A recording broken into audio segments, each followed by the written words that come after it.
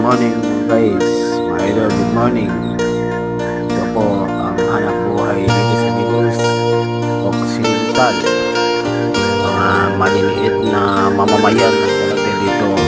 Ang hirap ng buhay. Ito,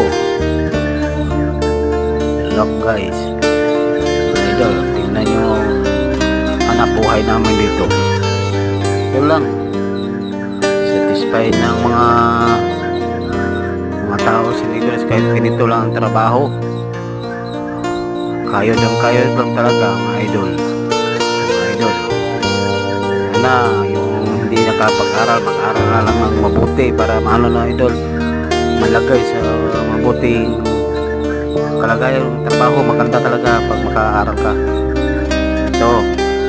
Ito ang mararanas pag hindi mag-aral ng mabuti mga idol. Bye bye.